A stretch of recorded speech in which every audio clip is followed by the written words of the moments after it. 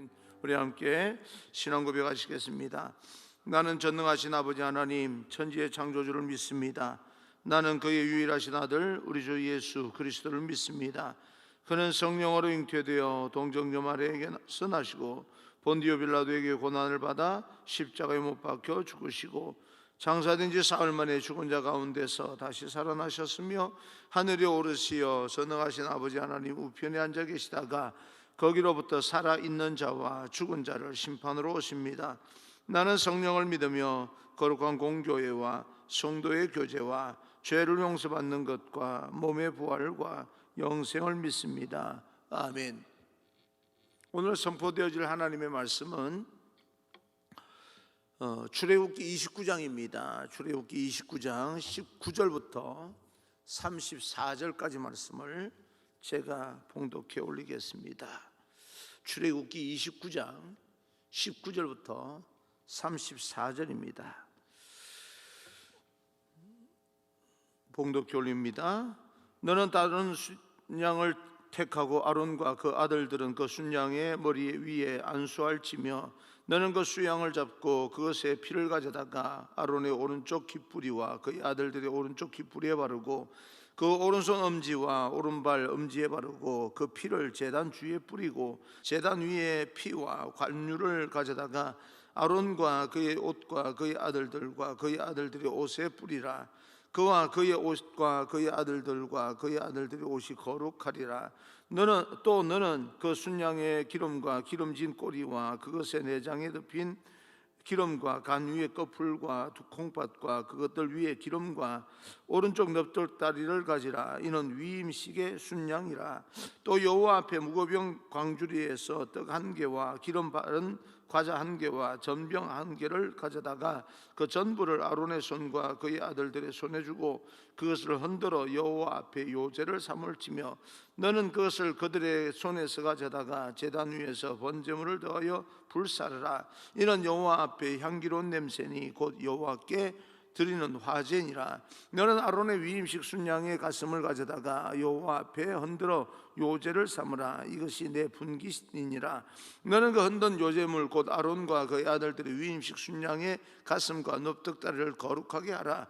이는 이스라엘 자손이 아론과 그의 자손에게 돌릴 영원한 분깃이요 거제물이니 곧 이스라엘 자손이 화목제의 제물 중에서 취한 거제물로서 여호와께 드리는 거제물이니라. 아론의 성인은 후에 아론의 아들들에게 돌릴지니 그들이 그것을 입고 기름 부음으로 위임을 받을 것이며 그를 이어 제사장이 되는 이 아들이 회막에 들어가서 성소에서 섬길 때에는 이레 동안 그것을 입을지니라. 너는 위임식 순양을 가져다가 거룩한 곳에서 그 고기를 삶고 아론과 그의 아들들은 회막 문에서 그 순양의 고기와 광주리에 있는 떡을 먹을지라. 그들은 속죄물 곧 그들을 위임하여며 그들을 거룩하게 하는 데 쓰는 것을 먹되 타인은 먹지 못할지니 그것이 거룩하기 때문이라. 위임식 고기나 떡이 아침까지 남아 있으면 그것을 불에 사를지니 이는 거룩한 적 먹지 못할지니라. 아멘. 오늘도 여러분을 축복합니다. 항상 그럼에도 불구하고 행복하시기를 주님 이름으로 축복합니다. 오늘은 화목제와 위임식에 관한 규례라고 하는 제목으로 여러분과 함께 오늘 이 말씀을 통하여서 하나님께서 우리에게 주시는 의미가 어떤 것인지 하나님의 음성을 듣기를 원합니다. 하나님께서는 제사장을 임명하는 그 위임식을 정성을 다해 치루라라고 말씀하면서 그 제사장의 위임식 때 화목제를 드리라라고 말씀을 하십니다. 그 화목제에 대해서 오늘 성경에 이렇게 나와 있는데 오늘 위임식이라고 하는 것을 가만히 이렇게 묵상을 해보니까 우리가 그래도 그 의미를 조금 더 이 접근을 쉽게 이해를 하려면 취임식 같은 그런 개념으로 생각하시면 됩니다. 19절입니다. 19절 너는 다른 순양을 택하고 아론과 그 아들들은 그 순양의 머리 위에 안수할지며 라고 이야기합니다. 순양을 한 마리 취해서 그 머리에 안수하라 말씀하고, 그 안수하는 이유는 내 안에 있는 모든 죄가 그쪽으로 전이가 된다는 그런 뜻입니다. 넘겨준다는 그런 뜻이 있습니다. 그 다음 자세하게 구체적으로 또 언급을 하고 있습니다. 20절 21절, 너는 그 순양을 잡고 그것의 피를 가져다가 아론의 오른쪽 깃뿌리와 그의 아들들의 오른쪽 깃뿌리를 바르고 그 오른손 엄지와 오른발 엄지에 바르고 그 피를 제단 주위에 뿌리고, 21절, 제단 위에 피와 관유를 가져다가 아론과 그의 옷과 그의 아들들과 그의 아들들의 옷에 뿌리라. 그와 그의 옷과 그의 아들들과 그의 아들들의 옷이 거룩하리라. 그 피를 취하여서 아론의 오른 귓뿌리에 바르라. 귀에 이렇게 피를 바르라라고 합니다. 참 신기한 그런 장면입니다. 그리고 아들들의 귓뿌리에도 바르고 오른손 엄지와 오른발 엄지에 피를 바르고 그 피를 단주위에 뿌려라 라고 말하면서 21절에 보니까 단주의 피를 피와 관유를 취하여 아론과 그 아들들의 옷에 뿌리라 그렇게 말합니다. 그렇게 하면 거룩하여 진다라고 이야기를 합니다. 이렇게 지시하는 이유는 거룩입니다. 하나님 앞에 거룩을, 너는 이제 제사장이니 함부로 살면 안 된다라고 하는 상징적인 그런 이제 여러 가지 예식입니다. 하나님께서 원하시는 것은 제사장, 사역자들의 거룩입니다. 거룩을 원하시는데 피를 통하여서 거룩하기를 원하셨던 거죠. 내 안에 있는 모든 죄를 거기 전이시켜서 양에게 안수하면서 다 그쪽으로 옮겨서 거기에서 나오는 그 피를 통하여서 내가 더 거룩하여진다, 그런 뜻입니다. 듣는 것과 오른쪽 깃뿌리에 바르라고 하는 것은 듣는 것과 손으로 행하는 모든 것, 그리고 발로 행하는 모든 것들이 너는 모든 삶 가운데 거룩해야 된다. 보는 것도 거룩해야 되고요. 모든 것이 다 그렇게 보여지는데 뭘 거룩할 수 있습니까? 그래도 걸러서 항상 봐야 되고, 듣는 것도 말씀드렸듯이 내 귀에는 부정적인 것이 들려온다 할지라도 내 입에서는 가능하면 긍정적으로 또 사람을 세우는 생명의 말로 그렇게 나아가야 되는 것을 이야기합니다. 사역자는 그래야 돼요. 힘들고 어려운 이야기를 하면 위로해주고 세워주고 희망을 주고 소망을 주고 하나님의 말씀을 선포해주고 그렇게 살아야 된다는 것입니다. 그래서 피를 바르는 것입니다. 제사장의 모든 삶의 거룩성을 위해서 피를 취할 것을 명령하고 계십니다. 이것은 우리가 사역자다, 제사장이다, 하나님을 믿는 사람이다 라고 하면 우리 마음으로 믿는 것만이 중요한 게 아니라 우리의 행동도 굉장히 중요하다라고 하는 겁니다. 속과 겉이 함께 거룩해져야 된다. 그렇게 하나님께서 원하신다는 것을 우리는 깊이 생각을 해야 됩니다. 사역자의 가장 귀중한 것 한 가지는 거룩성입니다. 하나님의 일을 맡은 자는 거룩해야 됩니다. 다시 말하면 하나님을 더 많이 의지해야 됩니다. 거룩은 피를 통해서만 가능합니다. 오늘날 우리에게는 예수 그리스도 보혈의 피가 있습니다. 그러므로 우리가 하나님을 믿는 사람들은 왕같은 제사장들이고, 또 우리는 모두가 다 나름대로 교회 안에서, 가정 안에서, 여러분 삶의 자리에서 사역하는 하나님의 일꾼들입니다. 그러기 위해서는 여러분들도 거룩해야 되는데, 그 거룩해야 된다는 말은 그런 우리의 모든 삶이 하나님을 더 많이 의지해야 된다, 그런 뜻입니다. 오늘날 우리는 이미 예수 그리스도 보혈의 피로 말미암아 거룩해졌다는 것을 믿으시기 바랍니다.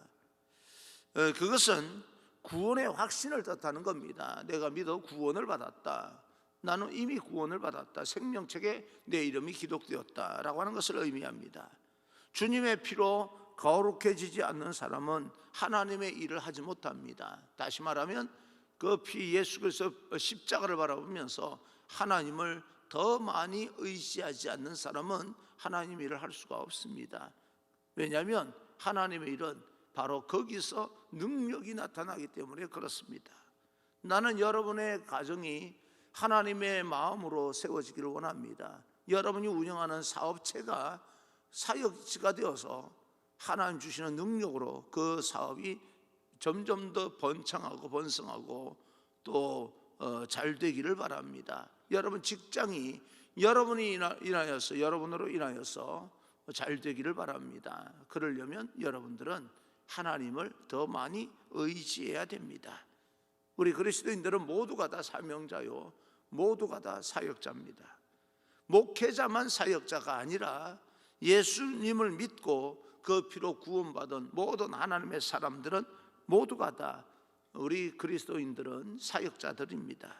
매사에 항상 언제나 하나님을 의지하고 살아가는 사람, 예수 그리스도를 의지하고 살아가는 사람 모두가 다 사역자입니다. 사역자는 하나님을 의지하고 예수님을 의지하고 그 하나님으로부터, 예수 그리스도로부터 내려오는 그 능력을 힘입어서 이 땅에서 세상을 세워 나가고 또 사람을 살리는, 생명을 살리는 그런 사람이 되어야 됩니다.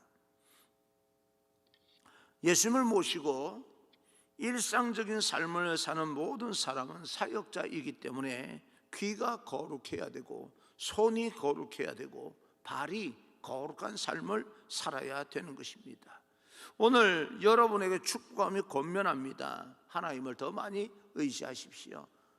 아무리 코로나 바이러스로 말미암아 모든 삶이 통제되고 절제되고 제한되는 삶을 산다 할지라도 우리는 이럴 때일수록 여러 가지 현상을 보면서 어찌 될까라고 하는 염려와 근심과 걱정이 없을 수는 없겠지만, 그러나 그럴지라도 우리는 더 많이 그런 여러 가지 현상들이 힘들고 어려울 때 더 많이 하나님을 의지해야 됩니다. 더 많이 거룩해야 됩니다. 하나님께서는 우리의 구석진 마음까지도 성결하기를 원하고 계신다라고 하는 사실을 우리는 깨닫고 기도해야 됩니다. 저도 기도합니다. 하나님, 제 손과 발과 귀가 성결하기를 원합니다. 이 기도가 우리 모두의 기도가 되기를 간절히 소망합니다. 그리고 십자가 피로 거룩하고 말씀으로, 하나님 말씀으로 거룩하게 하옵소서. 우리의 모든 삶 자체가 어디에서든 손으로 일하든 발로 뛰든 귀로 듣는 것이든 눈으로 보는 것이든 생각하는 모든 것들이 하나님 앞에 거룩, 우리는 하나님을 더 많이 의지하며 이 땅을 극복해야 되고 정복해야 됩니다. 영적으로 말입니다. 다음으로 하나님은 요제에 대해서 말씀하고 계시는데 24절입니다. 24절, 그 전부를 아론의 손과 그의 아들들의 손에 주고 그것을 흔들어 여호와 앞에 요제를 삼을지며, 흔들어 드리는 제사라고 하는 그런 뜻입니다. 이런 전통들은요, 좀 우리가 좀 뭔가 좀 깊이 생각하고 받아들일 필요가 있습니다. 한 번씩은 그런 생각을 해봤습니다. 천주교에서 드리는 미사를 이렇게 한번 예전에 본 적이 있는데, 학교 다닐 때 또 견학도 가고 뭐 그렇게 한 적도 있는데, 신부가 들어오면서 흔들지 않습니까? 뭐 연기 나는 그런 향을 피우면서 흔들고 들어오지 않습니까? 그리고 제가 부목사 시절에는 이제 예배를 드릴 때 이 불을 피워서, 저 뒤에서부터 불을 피워서 이 불 있는 저거를 들고 이렇게 들어와서 제단에 불을 이렇게 옮겨 붙이는 그런 이제 상징적으로 그렇게 이 예식을 진행하는, 예배를 진행하는 그런 경험이 있습니다. 흔들어 드리는 제사, 그것을 아론과 그의 아들들에게 주어서 그것을 흔들어라 라고 이야기를 하고 있습니다. 흔들어 제사를 드리면 하나님께서 기뻐하실 것이다. 왜 저렇게 하지? 라고 말하지 말고 하나님께서 명령하신 대로 제사를 드리는 것이, 예배를 드리는 것이 하나님께서 기뻐하는 일이다 라고 하는 것입니다. 그리고 25절 보게 되면 태워서 번제물로 살라, 태워서 향기로운 냄새로 제사를 드리는 것을 화제라고 이야기합니다. 흔들어서 요제를 드리고 태워서 화제를 삼는 것은 하나님께서 기쁘게 하나님을 기쁘시게 하기 위해서입니다. 때로는 우리는 왜 저렇게 하는 거야? 그렇게 궁금하기도 하겠지만 하나님께서 그것을 원하시고 하나님께서 명령하신 것이기 때문에 우리는 그렇게 예배 드리는 것, 그 모습을 하나님께서 기뻐하십니다. 우리가 세상을 살면서 하나님의 축복을 받을 것이다, 이렇게 해야 우리는 우리의 모든 징계와 하나님의 형벌과 또 우리는 벌 받지 않을 거야 라고 하는 안도감을 주기 위해서 하는 것이 아니라, 예배는 우리가 축복받기 위해서 예배를 드리는 것이 아니고요, 하나님께서 기뻐하시게 하기 위해서 예배를 드리는 겁니다. 그러면 하나님 기뻐하시면 우리에게 복이 내려지는 겁니다. 만약 우리가 예배의 목적이 축복받는, 복받기 위해서 예배를 드린다면 여러분 잘못 예배를 드리고 있는 것입니다. 우리는 복받기 위해서 예배 드리는 것이 아닙니다. 하나님께서 기뻐하시게 하기 위해서 예배 드리는 것입니다. 그러면 하나님 드리라고 하는 명령하신 대로 드려야 되는 거죠. 하나님이 왜 우리를 하나님 기쁘게 해야 됩니까? 복 주시는 분이기 때문에 그렇습니다. 그 복이 어떤 복인지는 하나님께서 정하실 일이지만, 그러나 하나님은 복 주시는 분이 분명합니다. 그 마음이 기뻐야 복이 내려지는 것이지, 우리가 복을 달라 한다고 복 내려지는 것이 아닙니다. 그리고 28절을 보게 되면 거제물이 나오는데, 그것은 들어서 이제 제사를 드리는 것을 말합니다. 이렇게 제물을 들어서 이렇게 하는 거죠. 흔들고 태우고 냄새로 또한 들어서 드리는 예배, 이 모든 예배 방법은 화목제 가운데 들어있는 겁니다. 하나님과 관계를 회복하기 위한 것, 그리고 이웃들과 화목하게 하기 위한 그런 예배입니다. 위임식을 거행할 때 드리는 제사이기도 합니다. 너는 앞으로 모든 하나님과 관계가 회복되어지고 모든 사람들로 하여금 하나님과 관계를 회복하게 만들고, 너도 다른 사람들과 신뢰를 주어서 관계가 회복되어져야 된다. 그래서 화목제를 드리는 겁니다. 그렇죠? 여러분과 제가 신뢰가 있어야 말씀이 더 깊이 있게 은혜가 됩니다. 아무런 신뢰가 없으면요, 천하 어떤 하나님의 말씀을 전한다 할지라도 신뢰감이 떨어지면 그 말씀이 귀에 잘 안 들어오는 거예요. 그래서 먼저는 여러분과 제가 항상 신뢰가 형성이 돼야 되고, 여러분과 제가 신뢰가 형성되기만 하면 뭐합니까? 하나님과 관계가 깨어지면, 하나님의 음성이 들려지지 않으면 여러분과 저하고 관계만 좋아서 될 문제가 아닙니다. 인간적으로는 관계 좋으면 좋지요. 차도 마시고 밥도 같이 먹고, 나 저 사람하고 참 친해 라고 하는 거 대단히 중요하겠지만, 그래 저하고 여러분하고 그렇게 인간관계가 아주 좋아서 또 뭐 하겠다는 겁니까? 그 인간관계, 저하고 여러분하고 인간관계가 아주 좋은 저 사람 친해라고 하는 의미는, 제가 여러분이 하나님과 친하다고 하는, 하나님과 관계가 회복되어진 그 가운데서 관계 좋은 것이 의미가 있는 것이지, 그냥 하나님과 관계가 완전히 어그러졌는데 저하고 여러분과 관계 좋은 것만 가지고는 교회 공동체가 세워질 수가 없는 겁니다. 여러분 교인들과도 관계도 마찬가지고요.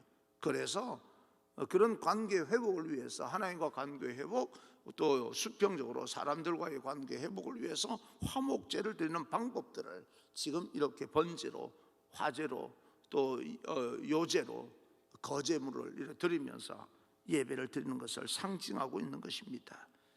그들이 그렇게 제사를 드리는 이유는 안수받고 죽은 이 수양처럼 나의 모든 것을 주님 앞에 다 드려서 그렇게 회복하겠다라고 하는 그런 이야기입니다. 나의 인생이 하나님 기뻐하시는 그런 인생이 되기를 원합니다. 소원하는 마음으로 하나님 앞에 제사를 드리는 것을 원합니다. 내가 희생되어지더라도 내가 헌신하면서 하나님과 관계를 회복하고 모든 이웃들과의 관계도 회복시키겠습니다. 하나님과 이웃과의 관계도 회복되도록 내가 돕겠습니다. 그런 뜻으로 영적인 화목 제사를 우리도 하나님 앞에 드려야 됩니다. 그런 영적인 화목 제사 예배가 매일매일 여러분 삶 가운데 드러나기를 원하고, 또 이 새벽에 나와서 기도하는 이 예배가 그런 화목제가 되기를 바랍니다. 하나님과 관계가 회복되어서 세상의 모든 어려움들을 극복하는 힘을 얻고, 또 나아가서 사람들에게 희망을 전해주고 그런 어떤 능력을 얻을 수 있는 그런 예배가 바로 이 새벽에 일어나기를 간절히 소망합니다.